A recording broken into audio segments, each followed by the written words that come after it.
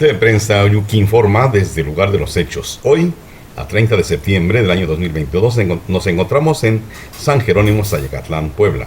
Y les quiero informar que en el atrio de la parroquia de la Mixteca, de la entrada a los 3 arcos, a la derecha se encuentra el reloj de sol o reloj solar, que es un instrumento usado desde tiempos muy remotos con el fin de medir el tiempo.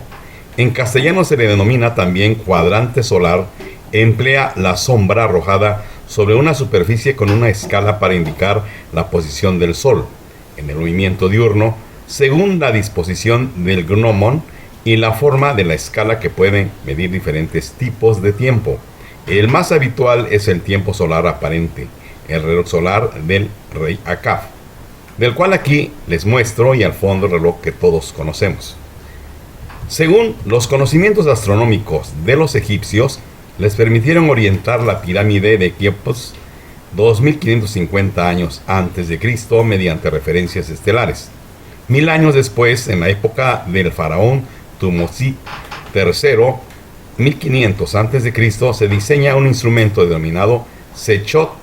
Se trata de un pequeño reloj solar para medir el tiempo mediante la longitud de las sombras, que constaba de 2 piezas prismáticas pétreas de unos 3 decímetros de longitud, situadas perpendicularmente, donde uno tenía marcada la hora y otra servía de aguja. Debió ser un instrumento muy popular entre los sacerdotes egipcios. La primera referencia literaria conocida a un reloj de sol es el famoso cuadrante de hachas hacia el siglo VII a.C. Ya a comienzos del siglo I, los estudios realizados acerca de las obras Vitruvio y Ptolomeo permiten reconocer por primera vez que hay 2 parámetros importantes para el diseño de un reloj de sol: la latitud geográfica, que determina el lugar geográfico de la Tierra donde se instalará el reloj. Eso da pie a pensar que estos autores sabían que la Tierra no es plana, pues la determinación de su valor depende de la distancia angular de la ubicación del reloj con respecto al ecuador terrestre, y que fue determinada en la antigüedad observando la duración del día y la longitud de la sombra equinoccial del gnomon.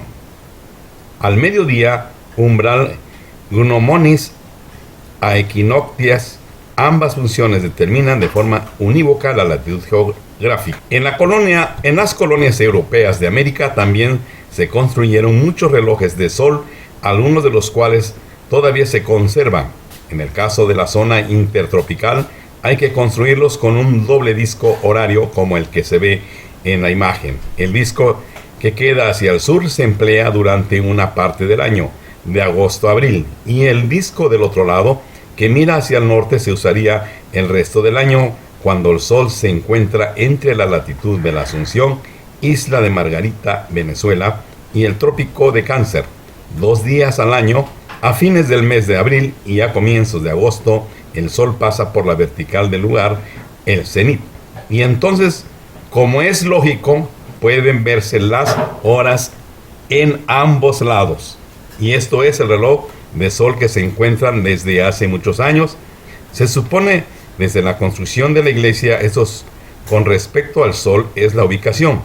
Todo una reliquia histórica y que se ha conservado a través de los años. A comienzos del siglo XIV aparecen unos instrumentos mecánicos capaces de medir regularmente el tiempo durante el día. De esta forma, en el año de 1386, se coloca un reloj en la catedral Salisbury, y en 1400, durante el reinado de Enrique III el Doliente, se instala en Sevilla, en una torre de la iglesia de Santa María, el primer reloj mecánico con campanas. Y aquí al fondo se encuentra el reloj hecho en Zacatlán, Puebla, aquí en San Jerónimo. De Prensa Yuki informó para todos ustedes, y cuando visiten aquí en este lugar, vea este reloj de sol. Gracias.